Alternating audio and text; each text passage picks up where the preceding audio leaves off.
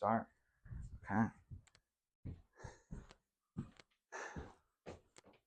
Hello, and welcome to another episode of Meals with Emile. Today I have a good dear friend, Jeremy Delisle, joining us. Jeremy is an engineer. He graduated from Boise State in 2020. Yep. He is also a photographer. Yes. And he's a Star Wars nerd. May the forks be with us today. As you can see from his apron. But that's enough about me. Jeremy, what are we cooking today, man? We're gonna cook gnocchi in red sauce because that's a favorite of mine to eat. I've never actually made it. Okay. But yeah, I used to eat it all the time with my grandpa. Sweet. So. Okay. First, little quick disclosure for everyone. We would normally make the gnocchi from scratch. One of the issues that you have to take potatoes and bake them, and that takes like an hour. Yeah. I could have done that before, but I'm poorly organized, so that didn't happen. So today we've just got some. What store did you get it from? Winco. Okay, for sure. They only had one thing of gnocchi, which was really weird. I feel like they'd have like 10 varieties, and they only had one. And I was like, this is wrong. Hey, but we say got la the vie. gnocchi. Let me. Do you want a refreshment? I would love a refreshment. Let me grab one. Yeah. Let's see. We can give you a. How does a PBR? Do you want a Rainier or a White Claw? Dealer's choice. Surprise me. Dude. Well, I'm a You're a blue ribbon kind of guy. victim of blue ribbons. So let's go. Just a little. Takes me back. Cheers, man. Cheers. Being poor. That's good. So this first part that we're gonna do, we're just gonna walk through the ingredients. And I don't expect you to know why. Maybe I picked everything because I think there's like some skirt picks here. But I think. But yeah, let's just walk. You can pick the first one if you want to. It's up to you. So.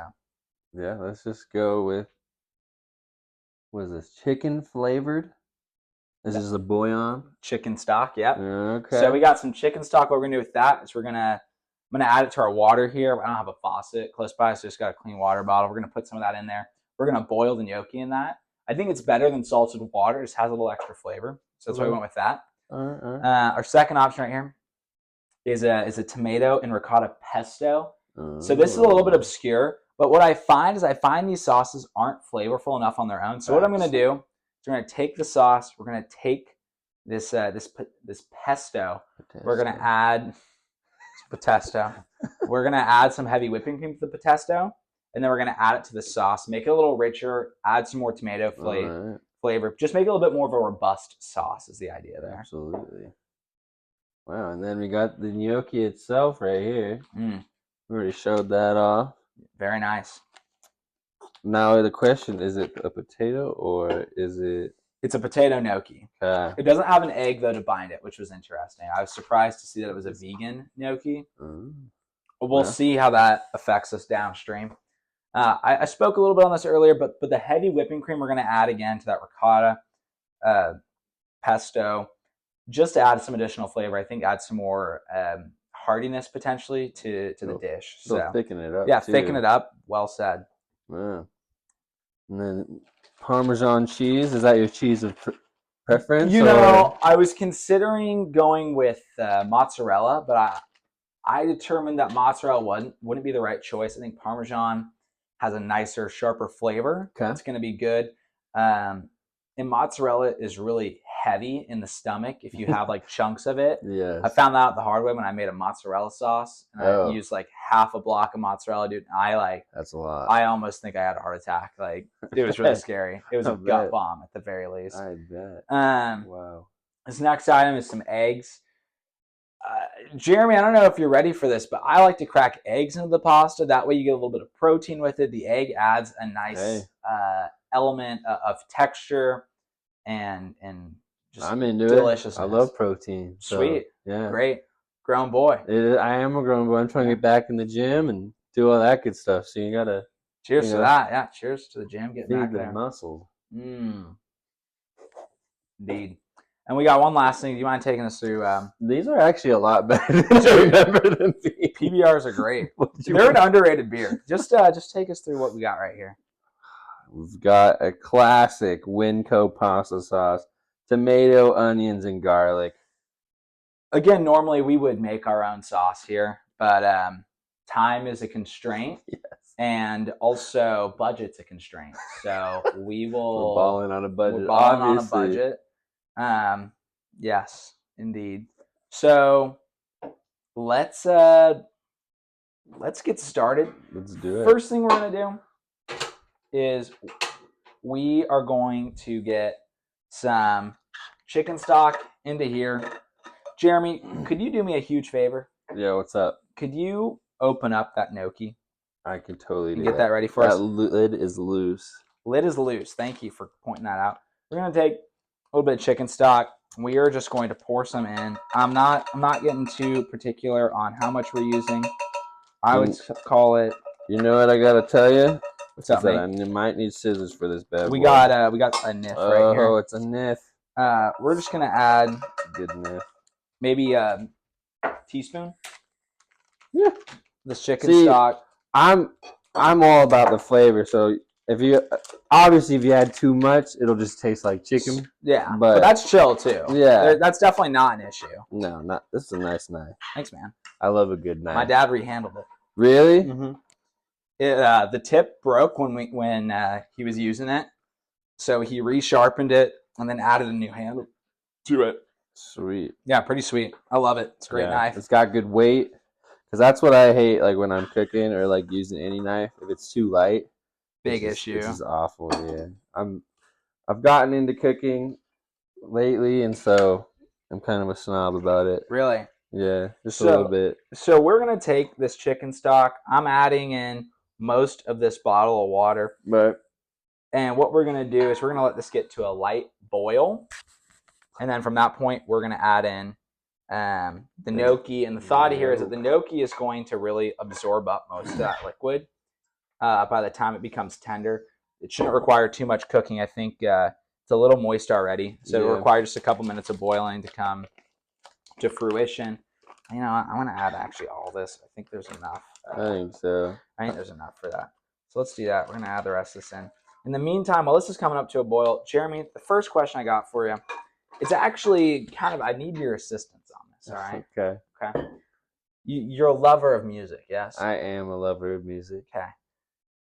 I find it really cringy when people say, what kind of music do you like?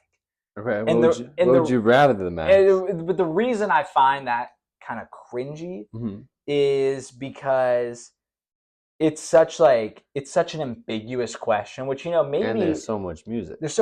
And maybe that's to the delight of the person that gets to answer, because they can kind of interpret that and take it however they like.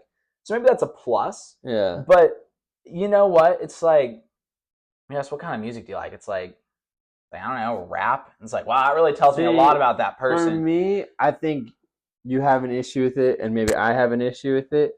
Or like, it's not my favorite question. Yeah. But I think that's because we love all music. Do love all music. You know, but for that one person, they honestly don't listen to anything other than rap or country music, you know? That's possible. So like, they're like, oh yeah, country's my jam. Which I would say right now, because I do a little bit of swing dancing. Country's definitely at the top of the list. Okay. If you would have asked me last year, I probably wouldn't have said the same thing. I probably would have said like indie. Okay. Or like, it just depends. But like right now, country swing dancing is like a part of my life now. Doing it for you. So like, okay. And it's mellow. Like, it is mellow. So you just kind of just like, when I'm driving, I'll listen to it. Okay. Yeah. But here's the ask here though. Mm-hmm. How can we craft a better question for music lovers to ask strangers, what's your favorite kind of music? Let me whisper in your ear. It's like, what? I don't know. Okay. Better question than, what do you like? What kind of music do you like? I think that is just like, I think that's such a horrible question, frankly. You could be like, what do you think about the Taylor Swift and Travis Kelce? Do you like Taylor Swift's music? Okay. Or something like that. That can do it. Bring up current events. Do you think, okay, so here's a question. What if we make it a negative? And instead of asking, what's your favorite music? What music do you like? What music do you not like to listen to? What music makes you want to die? Yeah, because the thing is, I think it makes it easier for someone to say what they don't like than what they do like, because they probably like more than they don't like. it's very easy for people like, I don't like country. Screamo. You can just like, no way. Oh, yeah, screamo. Exactly. You can just X out like whole genres, and then you're like, okay, so you don't like everything, which is fine. That's understandable. Yes. And then you just kind of like get to like the meat of the question. It's like, okay. Any music that the person starts going, oh, or anything like not that. A fan of? Not your fan. thing? That's not me. Yeah. She's getting there. She's getting there. We're keeping on high heat. We've got a nice saute pan, Cuisinart. Beautiful. Yeah. So, okay. All right. So my contribution to society is the negative question. See, I like to be a positive guy. No, that's fine. I like that. But what's your contribution, man? How would you navigate figuring out what kind of music someone likes? I'd probably ask them if they like a specific artist. Okay. And then go from there. Instead of being like, do you like rock music? I'm going to totally mess this up because I think they are. But instead of asking, do you like rock music? I'd be like, do you like the Arctic Monkeys? I see. Okay. I think they're rock. Are they? No, they're kind of alternative, aren't they? Maybe. Or indie, you know it could be like alternative rock. But see, like, you say it, or you could be like, what artist do you just absolutely not like? Yeah. Because then you could be like, they say, just for sake of everything, Taylor Swift. Sure. You know, so not everyone's a Swiftie. This is true. You know, then you're like, all right, but is it all like pop music, or is it like, or do you like Taylor's countryside? Yeah. You know, when she first started versus anything, and then however they answer, you can like dive deeper instead of having that like, you know, that one surface level question of what kind of music do you like? Because then it just kind of stops quicker. Okay. I think. All right. That's my contribution. I like it. The deeper, I want more levels like an onion. I want to peel it back. Okay. Yeah. That's sick, dude. Yeah. Thank you for sharing. You're welcome. Beautiful. Jeremy, I recently saw you're open to networking on LinkedIn. I am. What's up with that, man? It's been a journey because I've had 3 jobs in the last 4 years, 3 years, something like that. There's a lot of jobs. That's a lot of jobs. I got a job right out of college just before COVID hit, and I loved that job. Really?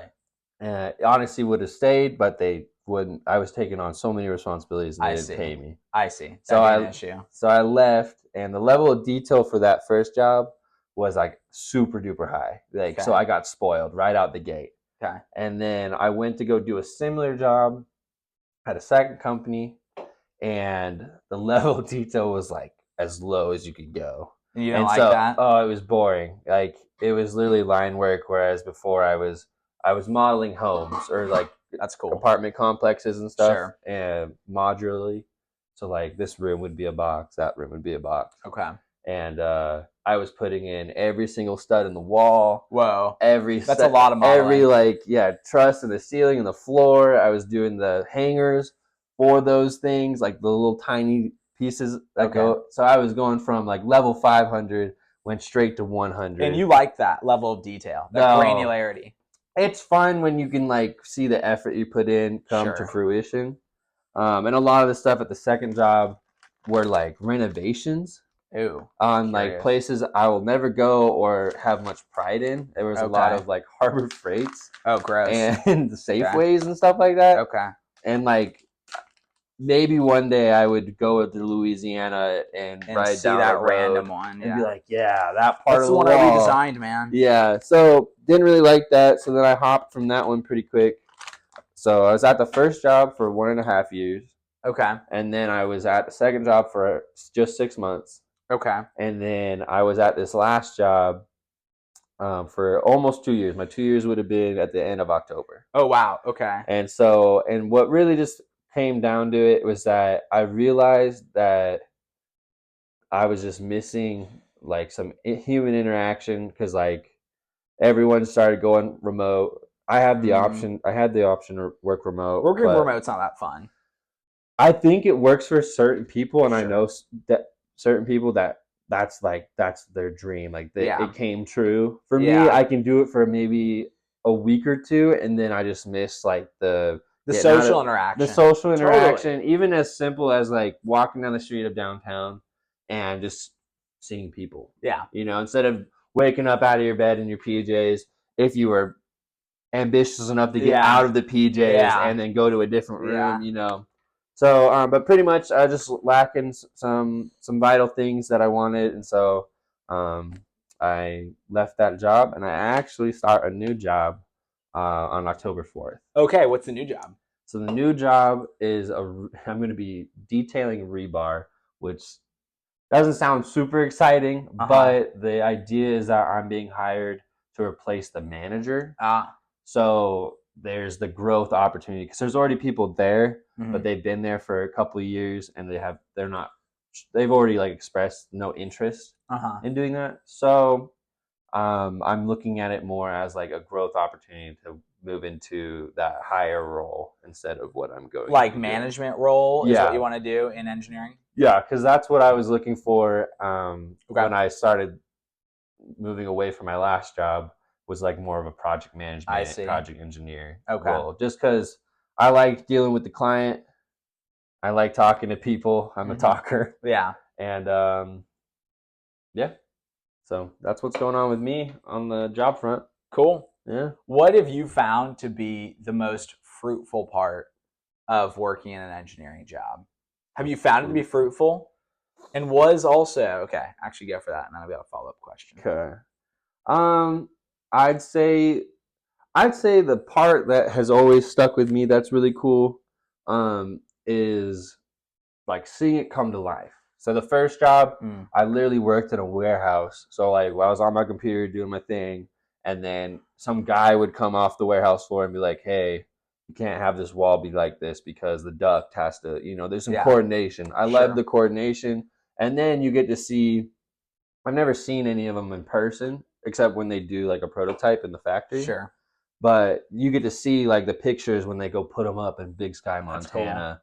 Or like this last job, the part that I liked was that they do a lot of projects in the valley. Okay. So like I get to see that, like the new hotel downtown on like 11th and Front or whatever. It's called the Renegade. Okay. That's a project I worked on. Okay. I get to watch it go up, and then the other one that's next to the freeway and like on ramp when you're leaving downtown, right there. Oh, that new construction project was also you. That is also a project I've worked on and helped with. So it's cool to it's cool to see that, and you're like, all right, dope. So when that building's finished, like it's gonna be there. Yeah. So you can, whenever you come back, even if I left Boise, I could still be like, I worked on that. That was that was my building. Or like there's stuff in Harris Ranch. It's just like all this stuff. Very interesting. Yeah. So I think that's the best part, is like seeing it come to life. What's the hardest part about it? I feel like if I'm going to project my own thoughts right here. Okay. I find that working with engineers is a very interesting process because a lot of engineers are not the greatest communicators, and you can tell they're very smart. They know what they're doing. Yeah, they're good to work with because they're good like people. They're smart to work with, which makes them easy to work with in that respect. But it's like common thoughts and practices are sometimes I'm like, whoa, where'd we get out of touch here? Yeah, I'm definitely an outlier, and I've known this for a while as in the profession, because I'm very social and typically, and I'm like a creative thinker, whereas most engineers are analytical. Sure. And I don't want to say like more rule followery. Like for me, I'm not like, I'm a rule follower, but like not to a T. I think it's just like the hardest part about working with other engineers is their personality. Interesting. Yeah, if you don't like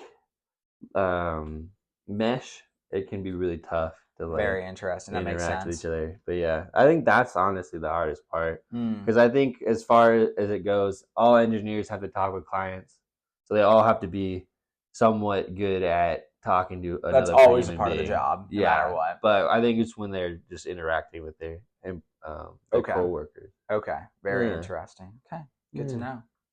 Good to know. You get a nice whiff of that, man. Yeah, it's good stuff. That's gonna be good. I'm excited. How done do we think that pasta is? People say gnocchi's done when it floats. Is that? But also, there's not really a lot of water. There's not a lot of water in to there make that judgment. I don't know how long has it been in there. It's been a couple minutes. It's been at least a couple. Yeah, fork we test. could try some. What's the resistance on that bad Resistance boy? is good. Yeah. Well, that's tender. Is that good. right? Yeah. I mean, that's how I like my gnocchi. I don't know. What do you think? You think it's too soft? I'm gonna be pouring the water out now. Oh yeah. Perfect. Delicious though, don't? Yeah. Don't get it twisted. Don't get it twisted. Don't get it twisted. Man, I love that. You like that little? I like that little hand motion? gesture. Yeah, it was good stuff. I'll be right back. Jeremy, entertain the crowd while I'm gone. Tell him something about yourself. Tell him something real, man. Something real, man. Back in the 3rd grade. No. Well, I feel very fortunate to be here to cook with Emile. You know, he's a good guy, good buddy, and I'm excited to eat this. Yeah, the reason we're making this also is because it's a meal. It's a meal that I used to eat with my grandpa. He's no longer here. That's why I wear this John necklace. My name's not John. There we go. You're like, did I hit? Did I hit start? Well, no, I do need to. 1 sec. Wait, I need to check this. Wait, tell your story, and then I need to make a call. I realized that. Okay. Tell your story, and then I think that was it. That was it? That was it. John's grandpa? Yeah, John's grandpa, and I'm not John. Okay. All right. I have that. Okay. We're back. So we just got done with Jeremy talking about John, his late G-Pa. Yep, grandpa. That is my middle name, though. John's a middle name, eh? Jeremy John. Jeremy John. JJ. Jeremy John. Do you get called JJ ever? Actually, no. Oh, okay. There was a brief period in 7th grade where someone found out that my middle name was John, so they did call me JJ for like maybe a month. How'd you like that? You like the name JJ? I kind of just like added it to the list of names that people called me. So you had a couple. Is what you're trying to say. At the time, no, but then as I got older, yeah. Okay. But yeah, there was one girl, I think it was because she liked me. Oh. She called me Lil JJ, or it was because I was short, because I was a short kid. Oh, fuck. Yeah. It's pretty small. That happens. But you're not so small anymore, though. No, I'm not. No. I'm like 5'10". Okay. You know, I'm not 6 And you hit foot. the gym, bro. You bet you hit the gym. That's what matters. I do hit the gym. Yeah. I went for the first time. What are you looking for? My beer. It's over there. Continue. I went for the first time to the gym Tuesday. What's today? Was that yesterday? Wednesday. Man. I haven't. Yeah. The days kind of have been a blur for a little bit. Mixed together. Yeah. But for the first time in like 6 months. So I've been pretty inactive. Why'd you take 6 months off, dude? I've just been life beating you down. Life, just not making time for it. And then I did a lot of traveling this year. You have done quite a bit of traveling. Yeah, so far we have one more wedding left. Okay. Work. Me and my girlfriend. To work. Okay. Yeah. As a photographer. As a photographer. Yeah. We'll hit on that next. Okay. Yeah. So you got another wedding. I have one more wedding in October, but so far we've done 8. That's quite a few weddings. And it was our first year doing weddings. Yeah. So successful? Yeah, I think it was very successful because we did 8 this year, but we booked 10. So the ninth one will work this year is in October. Okay. And but we've already booked one for next year. Okay, that's sick. So how'd you get into that, dude? I think photography is another really interesting avenue that a lot of people want to explore as like an additional revenue option, and it's a great business though too. It's a good time. It just depends on where you live, because obviously like anyone can buy a camera and take pictures with it, right? So that can get the market very saturated, but it's also about having like the eye for it and the social skills, whatever. Totally. But I've always been interested in photography since I was little. Like I had a little digital camera when I was 10. Sure. And then my grandma bought me my first like camera, like the ones you would a DSLR or whatever. Yeah. For my 23rd birthday. Okay. In 2018 is when she bought it. Nice. And then I just kind of like just would walk around. I had an internship back home. I would just get off the internship, walk around downtown Bellingham, really, Fairhaven, whatever, and just take pictures of anything and everything. That's totally cool. And then I literally just messaged people and asked them if you could do photo shoots for them. I just typed in like photographer and like the hashtags and Bellingham, and then I was just like, hey, I'm a photographer. It's a very creative town, so it was really easy. Okay. It wasn't like, because sometimes it can come off like some people can see it as being like creepy. Yeah. You know, like, let me take pictures of you. Yeah. You know, that's not how I say it, but But so yeah, I just asked a bunch of people. I think I shot took pictures of like 10 or 15 people that year, like that. Wow. That summer. Like really? I just did a lot, and I even did like 1 8-hour photo shoot with one girl. Really? 8 hours? It's because we did 3 locations and 3 outfits. Wow. And it was all free because it was just like they would maybe buy me food or anything, but it was more like what we're doing. We're just hanging out, you know, just having a good time. Obviously, this isn't gonna take 8 hours. No. I think it might. I mean, but you know, maybe we had to grind up the potatoes and do all that stuff. But yeah, totally. But yeah, and then kind of sat on it a little bit, but it wasn't really until 2021 when I decided, like, all right, let's bump this up from a hobby, because I think at that time I was like charging people $20. That's pretty chill. Which is super low. That's an insane deal. Yeah. For those of you who are not aware, photography is not cheap. It is not cheap. Usually people will charge you like $50 for a headshot. Yeah. Which takes like 10 seconds. That's when, and when I realized, I was like, because I was like, it wasn't like we were just staying in downtown Boise, somewhere where I'm not using a lot of gas.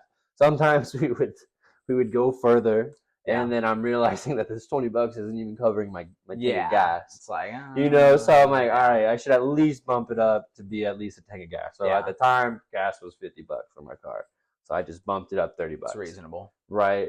Right now, my average, or any shoot is this way, and then I work with people. Okay. But my rate is $200 pretty much an hour. Okay. And so it's been like 2 years of just building up to that, because obviously I had to convince people that my work was good enough. How do you objection handle when people are like, I don't want to pay $200 an hour? Do you just tell them I tell them rocks, or what do you say, man? It depends. Like if they're rude, obviously it's about perception, and like if that person knows someone, they're gonna be like, oh, he was so rude to me. So I try not to do that. Mm-hmm. But I'll be like, hey, that's just like what I value my time at, and what I think my product gives you. But I always refer them to other people who I know that charge less than me. I see. That's cool. That's unique. Yeah, I think it should be more of a community than like a competition. Mm. And I know like a lot of photographers, we hang out and do all this stuff or do meetups that are normally free, just so like newer photographers can meet other photographers, can meet models, can do all the whole thing. And so I never tell people to kick rocks, but I will refer them to someone else, especially, or if like they are willing to pay the price but I'm not available, I'll either work with them to see if they have a flexible date. I see. If they don't, then I will also refer them to other people. So it's not like I'm not afraid to, I guess, quote unquote, lose a competition, client. But because I don't know. I know that in the end, if I do that for my friend, like I have 2 homies, vinyl photography and ITM photography. Okay. Their names are Brenner and Haley. And then I also like Dixie Nile photography. She's a homie from college. Okay. They all do great work. Haley does a lot of concert photography. Brenner does a lot of more creative stuff, you could say. And then Dixie just does seniors and wedding. So in a way, she's my competition, but she sticks to California because I think she moved back there. But she also has her contacts here. Okay. So it's all about a community. I think that's a way better way to look at it than I'm trying to outdo you. Yeah. And so very interesting. That's cool, dude. Yeah. What advice do you have for people getting into photography that maybe it's a hobby, they want to make it maybe a full-time profession or a part-time thing, just like how would they transition out of that kind of recreational stage to, you know what, I'm going to take photos for someone's wedding and I'm going to charge a couple dollars? Yeah. I would say you first got to build a portfolio. So like, can be as simple as just like asking a homie, being like, hey, like I know you've got fashion sense, obviously. Yeah. Here, clearly. And I want to take some photos, like get a couple outfits together, and you just like walk around. Yeah. Just build a portfolio that way. Definitely charge money. I think even when I wasn't charging money, my like friends who I would say are my like better friends, they would still give me money. Yeah. Or they would take me to lunch. Yeah. Or do something that was of monetary value. Yeah. You know, it didn't have to be cash. Sure. Or whatever. But so I would say some form of compensation. Yeah, definitely charge. I think $50 is a really good starting point because like even for like a college kid, because that was where like you kind of have to figure out your clientele. Like, am I going for the college scene? Am I going for like people with families? Yeah. You know, people with families have a lot more money. But like $50 for a college kid, like that's doable. I think. Like to get some good professional photos taken. Yeah. That's very doable. Yeah. And then so that's how I'd start with $50, and then you just kind of work up to it.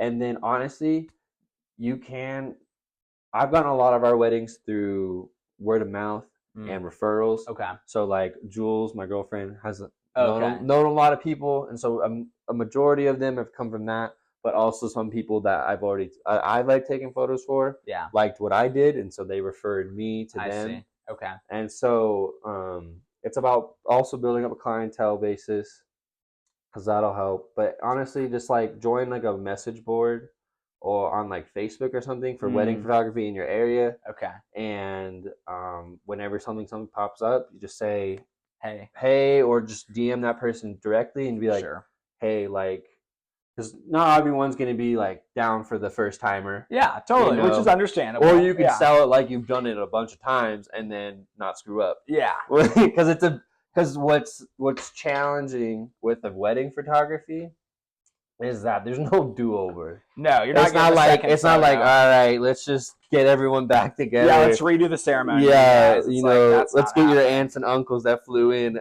You know, you can't. So you definitely have to feel confident. I think you got to feel confident as a photographer. Even be a second shooter. So that's like when I would be like, Brenner, do you want to come with me to shoot? Or like, I guess in a way, Jules is my second shooter, or I'm her second shooter in a way, because we both tackle it. But that's what having a second shooter is. So like, if you feel like you screwed up the moment, you didn't catch it, there's someone else there. You got another person who you hope also didn't screw up. Yeah. But so that's a great way, just like meeting other photographers and then being like, hey, I'll even, no cost to me. Because I think that's the better way to go about it, is to be like, hey, Jeremy, like for someone was to talk to me, hey, Jeremy, like, can I come second shoot for you? I'll do it for free, just to get experience. And then obviously if like you produce great work, I'd be like, oh, for sure. And especially if the clients or their family come up to me like, oh, we like that. Like, we like that person that you brought along with you. Like, then I'm more inclined to shell you some cash. Yeah. And then same with like referrals. I shell people who refer money. But yeah, so build a portfolio, build clients, meet other photographers and models, and then second shoot as much as you can, or just go balls to the walls and just tell someone you'll do it for stupid cheap. And then if they're cool with you just being your first wedding, then cool. Did you feel like you had to navigate imposter syndrome while you were doing that a little bit? Because you went from losing money shooting for these people every time to then charging $200 an hour, and then you're like, how do you navigate that feeling of maybe being like, am I sure that I'm worth this much money to someone else? Right. Yeah, that is the struggle, because obviously at like $50, I was doing like so many shoots, right? Oh yeah. Let's just, for sake of argument, I was doing 50 shoots at $50, and then I was like, all right, I'm gonna bump it up to $100. Yeah. I lose some clients because now $100 for a college kid, like we're gonna call normal college job, little pricey. Definitely Whatever, right? At least it was for me when I was That's in college. pricey, dude. Yeah. So you lose some clients. The more you bump up your price, the more you're budgeting out people. Yeah, pretty much. But instead of doing 50 shoots at $50, I did like half that at 100 and made practically the same amount of money. And then that's more time for you. Exactly. That's better quality photos, ideally. It is, and it's like less time that I'm like spending on it.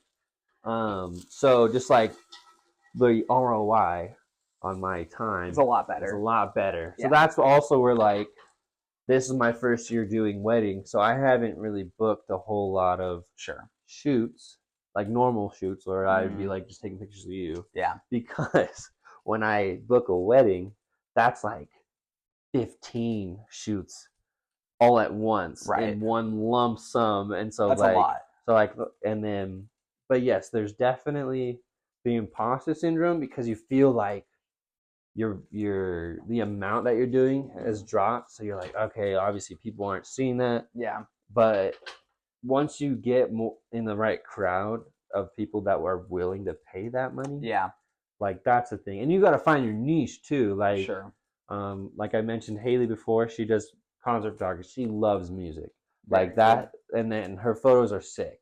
Brenner is still figuring his stuff out, but he's really good at just any picture. He does a lot of picture. He does a lot of car photography. That's where he started. Very curious. But and then moved on to people. But like you just got to find your niche and who's willing to pay for what you do, and then also knowing your own worth, because that's where the imposter syndrome. I feel like if you don't know your own worth, that's when you feel like, oh man. Certainly, if you don't feel like your work is worth $50 an hour, you're like, should I really be charging? Yeah, like, so it just, that's really what it all boils down to. Okay. Like I said, these are looking good. Yeah, I'm excited. So, quick note for the viewers is that right now we have thrown off the pasta water, which to some Italians may be deeply offensive, but we don't really care here. And now what we're doing is we're throwing some butter in the pan to get a little bit of a crispy outer layer to this gnocchi. Yeah. Add a little extra element of texture. Yeah.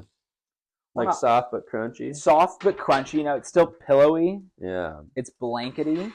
But we're making sure that there is a texture element to what we're doing. And I think we're getting to the point now, actually, where we've developed a little bit of a layer of crust on the bottom. Yeah. We've got our gnocchis basically as crispy as we're going to be able to get them without attaining a burnt status. Right. Yeah. So next step, Jeremy, got any ideas, man? Look at that. You can hear that. I know. That's nice. I mean, we should definitely get going with the sauce. Well said. I'm thinking. I agree. What are you thinking, son? I would do this first. You want to do that first? That's what I would do, and then do the whipping cream, like a little bit, and then add in the red sauce. What's your thought process for that? Why do you think that? Well, I just know with a lot of cooking that I've done recently that I've put in the dairy or the cream element right away. Okay. Right away, and it burns. Okay, we don't want to do that. Because the pan's so hot. And so this will take some of it. It'll release some of the flavor into the gnocchi, and you can stir it, right, and everything. And then, because since there's already some liquid in there, like it won't burn as easily. So do you think we should go boom, boom, boom? Yeah. Okay. All right. Yes. Let's do it. We're not going to use this whole can. We're going to use a good amount, though. It's a jar. Just get it in there. Yeah. No comment on that. See what you did there. Initial taste test is promising. Yeah. Delish. We're just gonna get everything kind of covered. Yeah. Comfortable. Surrounded. Yeah. If you will. Good. No, we're gonna add a little more. Thought I was gonna use part of the jar. See, but that's the question. Are you a saucy guy or do you not like sauce? I think sauce is our friend. I think sauce. You think sauce is our friend? I love sauce on everything. Like when people make spaghetti and there's and it's just like lightly coated in the sauce. Not I'm right. Like, no. Like There's limits. Don't get me wrong. There are limits. I do appreciate when I go eat out at restaurants when you like eat the meal and it felt like it had the perfect amount of everything on it. Definitely. And there's like nothing left in the plate. You know, like, but also it's nice when there is something left on the plate. You got a little piece of bread, some butter. It's nice. Do a little wipe up action. You know what I mean. Yeah. You know what I mean. Woo! But so that's always good. But okay, I'm gonna add 3 knifeluls. Yes. You might be asking, what's the metric on that? Oh, typical. It's a typical metric. Couldn't tell you, but yeah, it's a standard measuring unit. At least 3 teaspoons. At least. I'm gonna get that in. We're gonna get that incorporated with this sauce as well. Hopefully, we're gonna get a little bit of a deglaze. That's what I'm hoping. I think it's possible. But we're gonna find out though. Yeah, it looks like it's working. We're gonna get this incorporated. Yeah. We're gonna lower the heat a little bit. Could be aggressive heat wise. I have the same little camping grill. $10. Yeah, it's fantastic. $10. Used it at Watershed this year. Oh, how was that? Watershed, you say? Yeah. So Watershed, for those who don't know, is a country music festival in Eastern Washington at the Gorge Amphitheater. Is that your first time going? It was my first time going. I've always heard about it. I grew up in Washington, and I guess in the right crowd, but I never really liked country music to the degree that I do now until recently. But I think even if you don't like country music, it was a great time. Cool. Because a lot of newer country is like more poppy, but it's also just about the experience. Like if you like being in the pit, for me, that was the best part. You like the pit. Pit man over here. Absolutely. Pit man. Yeah, because if you just think about it, for a normal concert, like let's just say here at like Taco Bell Arena or it's actually the Extra Mile Arena. No, I forever in my heart will be Taco Bell. Bastard. A pit ticket's like a couple $100, right? It ain't cheap. It ain't cheap. So for a camping spot, general admission tickets, and that's like the only expenses. We didn't have a whole lot of camping equipment, so we like spent some on that. Had to buy some. Yeah, so but next year, because we'll for sure go. You're going back next year. Absolutely. Even if the lineup's like not great, what was cool about it is that they have the main stage, which features artists that you would like commonly know. Okay. Which is, can you take? Yes. So like this year there was like Keith Urban. Yeah, I know that guy. Luke Bryan was supposed to play, but he got sick. Oh, he got sick. And really? So he canceled in Boise and Salt Lake. That's sad. Then Watershed. So that was a bummer. And here's the eggs. This is the part that I've not normally seen. So we're gonna drop the eggs in, and the thought here is it just adds another little dimension. Yeah. To this meal. I'm excited. Here's another quick tip for you. What's the macros on this? I wish I could tell you. It's pretty healthy though, I think. Depending on the butter use, at least it's pretty healthy. No, sure it's great. Quick tip for all you guys that are watching. Listen, people like to bang their eggs on the side of this. Don't do that. Disgusting. And also just wrong. What you're going to do is you're going to get shells into the egg mixture when you do that. Not a good idea. So now what we're going to do is we put the eggs in. We're going to put this on low heat. We're going to let that residual heat and a little extra steam the eggs. We're going to get an over easy light texture. That when we eat it, we're going to have a little runniness. Okay. I'm into it. Yeah. I wasn't sure how the egg was getting incorporated. Okay. Yeah. Okay. I like it. I need to go check to make sure the garage is closed. But in the meantime, Jeremy, if you didn't know, used to be a spicy photographer. I don't know how he feels about that looking back. I certainly think it's an interesting part of Jeremy's life. Can you tell us how you got into spicy photography? Has that ended? Are you still doing it? Did your friends and family think differently of you when you started doing that? So give the crowd a little information. I will let everyone know. I'm going to go check about that. All right. So yes, I used to do spicy photography. That was kind of like a last year thing. And I got into it because I went to a photographer meetup where I met a bunch of people where I met Brenner, but the guy who did the meetup was a spicy photographer. Thank you. Mm-hmm. And so that's kind of how I got into that, and I kind of like it was a good time. There's definitely a large client basis for it in the Valley. Really? That's actually super surprising. There's a lot, and all the girls seem to know each other. Would they pay you as well? Yeah. Wow. No, those are probably my most consistent, because I would do good work, like it's the same as any photography, except instead of posing you like this, you might just be in your Calvin Klein underwear. As one does. That's called boudoir, though, when it's a guy. I like to call it that. How much of that you do? Boudoir? Not a lot. I did a lot of the spicier stuff. That does not happen anymore. Because it was never... Because at a certain point, you got to figure out, like, what do you want to be known for? I see. Right?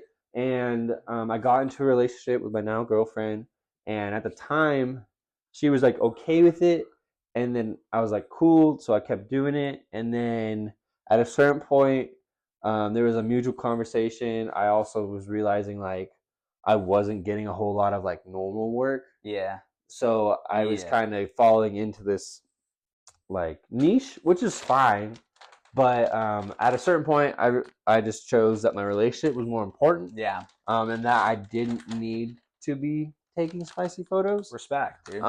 So but yeah, I did that for about 6 months, maybe a year, and just met a lot of great people. I've even had pictures of myself. Pictures taken of you? I have. Share for me. Yeah. You talk. I didn't know that. So it's been cool. It's just like, I don't know. The whole reason I ever just did the spicy stuff for other people was because, like, for them, it's like a confidence builder. Like, totally. Like, whether they're a bodybuilder or not, like, getting that picture back of them felt good, like, man. It felt good. Do you prefer a male photographer or a female photographer when you're doing you and your partner? For me, honestly, it doesn't. I'll say it doesn't matter, but it does. So realistically, as a photographer, I'm cool with it as long as my partner is, and then also if the photographer is not weird. Okay. So, like, when we have done it, it's been with people that we're friends with. I see. So it's not like, maybe it's a little strange for them. They're like, we don't get in our skivvies. We're not wearing our birthday suit. We're not getting that. We're not getting that spicy. But it's it'd still be a little odd. It's a little intimate though. It's definitely intimate, but like there's only a couple of photographers that I feel comfortable doing that around, and then it's also just like, it's like, who cares, if they're professional about it, that's also the thing. That's important, probably. You don't want them to be like posting those pictures like willy-nilly, because you gotta have some conversations there about like what you're comfortable with. Like, we told them they could totally post whatever they wanted. I see. But do you ask that they delete the photos sometimes after they send them to you? No. Has anyone ever asked you to do that? No, not from my end. No, normally normally as a photographer, because storage is like pretty much the battle you face. Curious. As a photographer, because you just have all this, like, just on my editing platform, I have a terabyte. Wow. Of photos. How many photos do you have? I think on that, just on like what I edit with, because that's how I kind of deliver. I have like 23,000 photos. Okay, a couple photos, like that. And I had more photos. But last October, I went to Germany with my camera gear, and I got robbed. Oh yeah, they stole all that. That was sad. They stole all my backups. Oh, that's sad. So what I'm running into right now is, which I'll get back to my main point, but right now I'm running into is that some of the photos, if I delete them from my computer, they're gone forever because I don't have backups. And that's an issue. So yeah, it can be, but typical rule for a photographer, because that volume is always there, you hold on to a client's photos for about a year. Okay. And then at that point, you can be like, hey, It's been a year since our shoot, or like even if you've done multiple shoots with them, Yeah. you just be like, it's been a year since this shoot. I need to clear space. Do you still have access to the photos, or do you want me to put them on a thumb drive and give it to you? Okay. I'm going to delete them. Yeah. So it's just about the conversation there that you want to have. But yeah, because I had, because right now I have a terabyte and I have a 2 terabyte like external for backups. And when I was robbed, I had a full terabyte, and I was like starting to go on a new one. And then I also had what was on my computer. So I had like probably 2 terabytes worth of photographs. Okay. Like photography. Yeah. Photographs. But yeah, so yeah.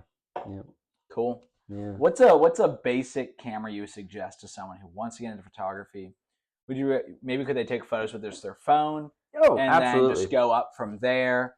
I think there are levels to it. Some people make a career of just taking it with their phone. It's just about what you got to do. Yeah, because you can buy attachments for your phone. It's just whatever you're comfortable with, what your budget is. I would say a $500 kit lens that normally comes with a telescopic, and then like your normal up close. Does it come with the mirrorless camera as well, or it comes with a mirrored camera? Usually? It's a mirrored camera for sure. Okay. So like my setup, just the body, and then my 2 lenses is about $6,000. Oh, okay, it's a couple bucks, dude. It's a couple bucks.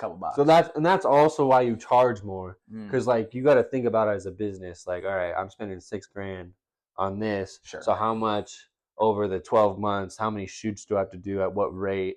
To like, obviously, hopefully to get a return. Get a return, and then so a nice kit lens, or you can even, if someone's selling their old stuff, right, and it might be mirrorless, if you're willing to cough up $1,000, like then go that route. But I'd say a kit lens that comes with 2 lenses and the body. Great deal. Great deal. That's how I started. Cool. I had a Canon EOS T6. Okay. And that's a really great camera to start with. I moved away from Canon and I went to Sony, but that's when I decided, all right, I'm gonna be doing the whole $100 to $200 range. And then it does make a difference, like at a certain point, but it's also about your skill. Because I've seen super great photos from people with kit lenses versus the mirrorless. Yeah.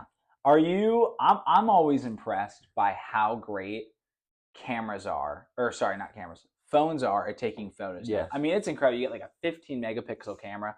iPhones now come with 3 cameras. Androids come with 3 as well. I mean, I think it's absolutely incredible. Like the amount of technology in the palm of your hand. The palm of your hand, you have something that takes better photos than any camera could have 10 years ago. Oh, absolutely. I mean, it's insane. The quality of photo you get great recording off of it as well. You get better storage. I think the new iPhone that like has the titanium and everything, I think it has, don't quote me on this, but I feel like I saw somewhere that it has like a 30 megapixel or a 40 megapixel camera, because it's trying to compete with Samsung, and I think they have a 45. So that just like means that the amount of pixels that like the camera captures is just more detail. Sure. But yeah, and then I have actually seen a lot on the new iPhone. Really? So they have a mode for video on it called I think it's like action mode or something. Okay. But you could literally be doing this, or just like you just got shaky hands. And the auto stabilization is incredible. Well, yes. So as long as I kept you in the middle of the screen, even if I'm shaky, it'll cut that out. Well, it like stabilizes somehow, so it just seems like you just went straight across. Like if I just did like a little pan of you right there, and I was doing this, it would just look like I just So it's pretty crazy. Honestly, phone photography is my kryptonite. Really? Whenever people, because I get so like not stressed but anxious. Okay. Because I'll be like out, taking pictures with my real camera, like the big, and people will be like, "Oh, can you take a picture for us on our phone?" And I'm like, I'd rather not. Yeah. Because I don't know what it is. If it's just like the way I'm just not good at it. I take really Curious. awful phone pictures. That's curious. Yeah, my girlfriend, she crushes Great it. phone. She crushes pictures. both, but I'm not. So I always like if she's next to me, I'm like, oh, she'll do it. Yeah.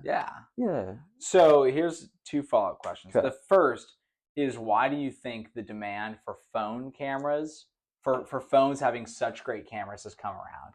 Because you think we get to a certain point where like it's fine there, like it doesn't need to get better. And now that we're getting to the 45 megapixel area, it's like that's getting a little ridiculous. I think it's always nice to have a better camera, but it's like that's got to be a significant expense of the phone.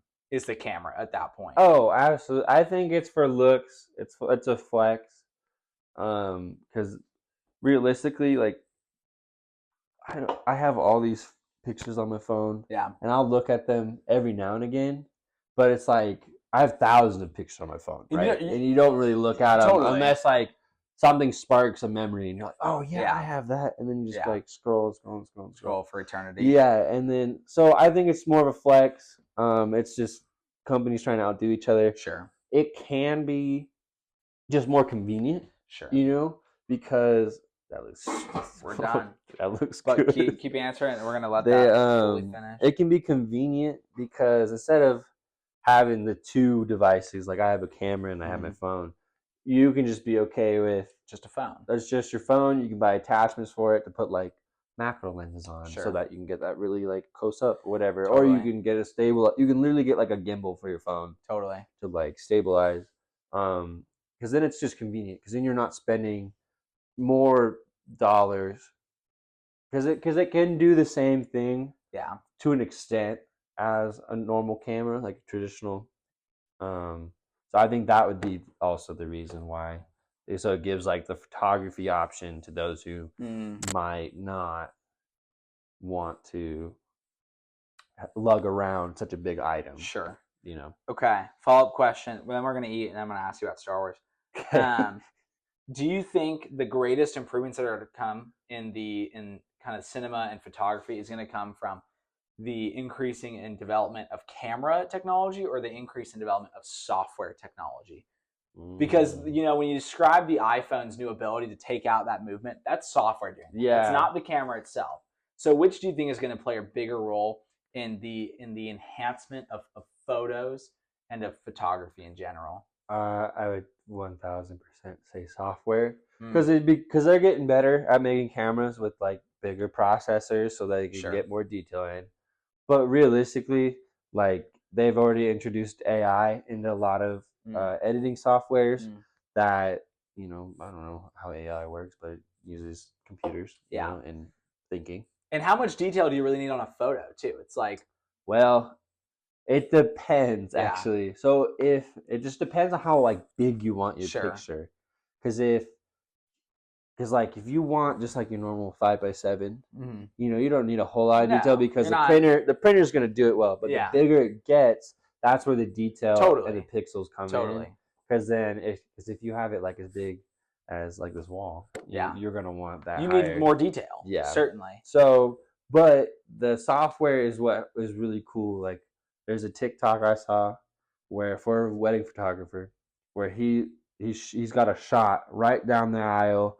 The couple's kissing, and it was supposed to be a closed ceremony, so which means nobody's supposed to have their phones up. So, but in the photo, like everyone and their mother has their phone out. So what he did is he used the AI software to select.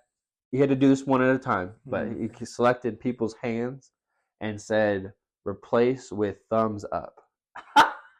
Yeah, dude, that's hilarious. And so everyone in the photo that had a phone, it went from being holding a phone to being a thumbs up. That's sick. And so the whole video is like, DJ in the back didn't think I could see him. He's supposed to be DJing, not taking pictures on his phone. Thumbs up. And it was just, I don't know, that photo. That's funny, dude. So it's like, that's curious. So I definitely think software, because that will change editing. People are like, it's going to replace like the people. I'm like, no, you're not gonna have a robot walking around with a camera. No one's gonna do that. Maybe that's unrealistic for a wedding, probably. Okay, here we go. We've got this food out. Jeremy, can you do me a favor and take a photo of this? Absolutely. For the let's see if my phone's still right. For the oh yeah, it is. I was gonna say, dude, you're pranking me right now. My phone is at like. I don't know if I trust you to take this photo. You're talking about. It's at 4%. Horizontal. You gotta remember. You gotta take this. Let's get. See, I told you. Yeah, get that shot out of there. I know. I'm trying. I told you, phone pictures are my worst. Okay, I got. Christ on and your girlfriend. Here, what do you think? You like that? Does that look good for you? We'll make that work. We'll make. Okay. Follow up as we're dishing this out. Yeah, that looks so good. Dude, I like the addition of the egg. I'm excited to get the runniness. Honestly, dude, the egg is so good. Just do a light portion. Yeah, I will say that my grandpa's gnocchi did not have the egg, but I'm excited for the egg. Your grandpa could have used a lesson, dude. He could. Just kidding. Your grandpa's probably pretty chill. So. I honestly think he was part of the Italian mafia. He probably was. His name is John Tucciaroni. That sounds like a mafia name if I ever heard one. So. And I'm originally from Vegas, so okay, it all kind of checks out. He run a casino. He actually worked in construction management. Yeah, it's not waste management though. No, it's not. So, follow-up question. Okay, now we're gonna go into the Star Wars section. This is for the nerdier folks. If you guys are done with the camera stuff, you can sign off here. But this is where the real men talk. So, Star Wars has been releasing a lot of new content since Disney took over. Yes. Are you a fan of this new content? Is there some that you like more than others? Where are you at with this? Yes. Good talk. Yeah. Yeah. Great comment, dude. I am, and I have been enjoying a lot of the newer stuff. It's been really cool. My love for Star Wars actually skyrocketed very recently. Kind of probably because of COVID. Shortly before that, because I had a coworker at college, and he knew the backstory on the backstory on the backstory of characters and stuff. And it just ignited my interest to look deeper. I just want to poke it. Where's it at? Get in there. It's in the bottom. Hey, get that in there, man. Okay, hey, cheers. Oh, we're going to just take a little photo. We're going to look at the camera real quick. There we go. Cheers. Right, cheers. That's good stuff. That ain't bad. That ain't bad. That ain't bad. No, that's good. Okay, so college kind of reignited it. Yeah.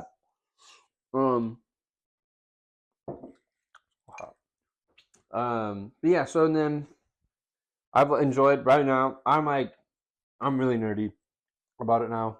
I've literally watched, I'd say 97% of everything that is up to date. Yesterday they came out with a new episode of Ahsoka. You watch that? And I've already watched it. How is that? I haven't seen that yet. I really enjoy it because I'm a prequel kid. Prequels are superior. And so I really enjoy them bringing back characters like Ewan McGregor's Obi-Wan Kenobi. Really? That's cool. And then Hayden Christensen's back. Yep. So I really enjoyed that. I can't speak for people who were the original. My grandma's an original trilogy. Okay. So that's who got me into it kind of as a young kid. And she's a nerd about it too. We're calling each other, texting each other about the show. You guys watch it? Does she watch it still? Yeah. That's sick. Oh, absolutely. That's really cool. So it's so I've been enjoying it. It's cool because when you don't necessarily need to know the backstory on the backstory on the backstory. You don't need to know that. But when you do, it just just like a cookie, like a dish. If you just add more character to it, if you just put more in there that makes it more bold, then that's all it's gonna do. You just understand whatever, right? And so there's the smaller things that I see on TikTok where people are because I'm not gonna notice that stuff. I'll notice the big, it's in bold, or maybe some subtle things, but there's really tiny details the words on gauntlets or something. That's too much. In other languages and stuff. I'm all right, I'm not that deep. Someone else can do that for me, and then I'll watch a video about it. Who's your favorite character?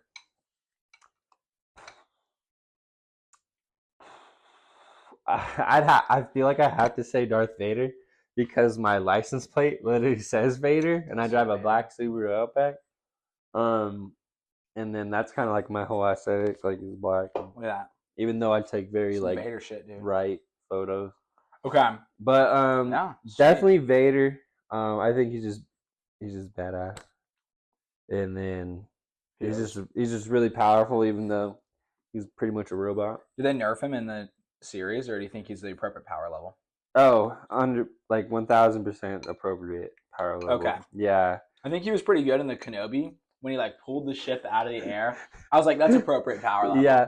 So see, and some people might see that and be like, that's like like ridiculous or whatever. Non-canon. But like, there's like comic books that are canonical or whatever have been accepted by Disney. Yeah. That people have written and they just like talk about in depth about like Vader and like his power level and like over time, right? And so like he is that strong, like because when you watch other portions of Star Wars throughout it, like other people have actually like attempted. They even see it in the sequels, I guess, with Rey and Ben. I don't really like the sequels. They're pretty bad. They're just like they're just different. But you can see in like those movies they try to like bring down a ship, but neither of them can. Whereas like Darth Vader's taking this like huge ass thing and just like, because he's just badass. So sick. Yeah, I'm not a.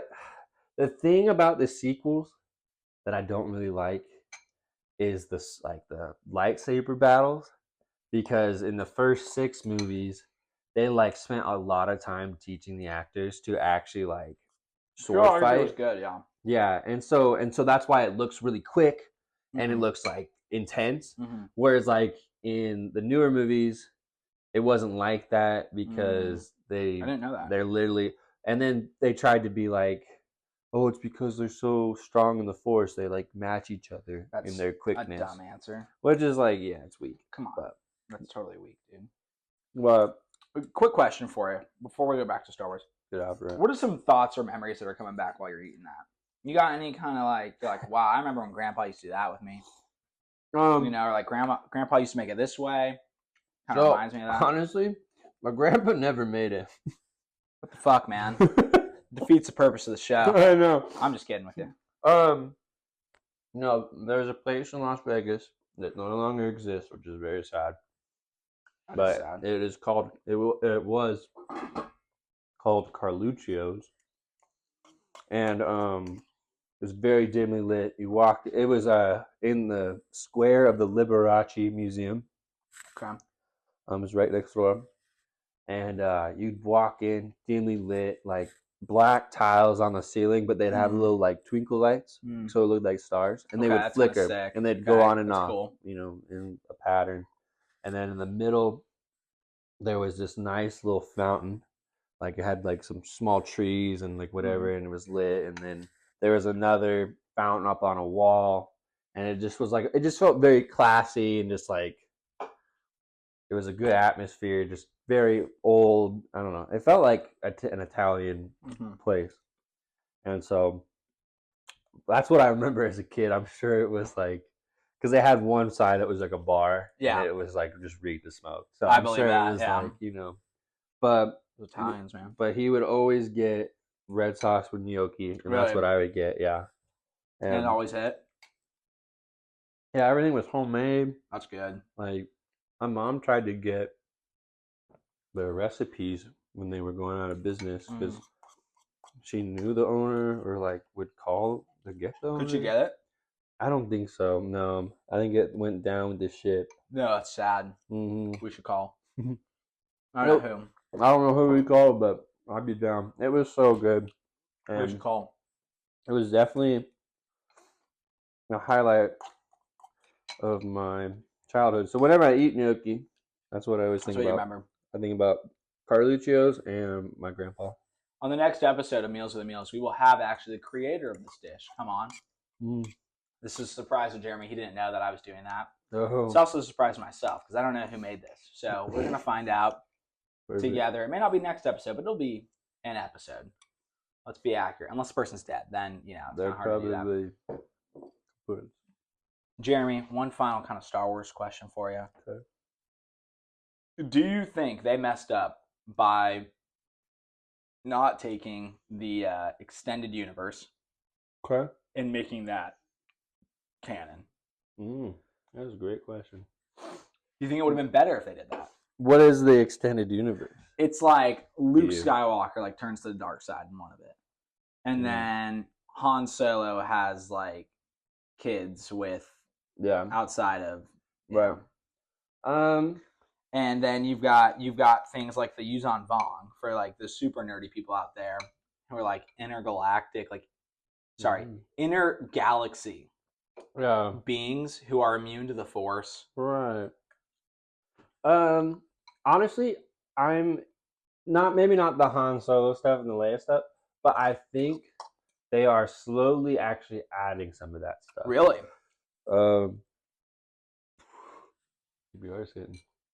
But I would say they're slowly starting it because even with this Ahsoka series, they're taking some of the video games that are not canon anymore, but they're adding elements from them. Such as? Have you seen this might be a spoiler alert. That's fine. But in the Ahsoka series, they show a star map, which is what they like put the orb and it shows where Thrawn's supposed to be and whatever. Oh, curious. Okay. And the star map is an element from the first Knights of the Old Republic video game. Really? So it's in there. So that's an element from that. And then there's like small other elements that you can see in the cartoons, the Rebels cartoons. There's a World Between Worlds place, and there's certain gates. There's like 4 of them, and then one of the gates shows a civilization called the Zephos, which I guess is canon because it's in the newer video game, but it's still like they're adding. They're getting out there now. They're getting out there, and they added in droids that were from the Knights of the Old Republic. Cool. Have they added in Dr. Bones yet? I don't know about Dr. Okay, you'll find out soon.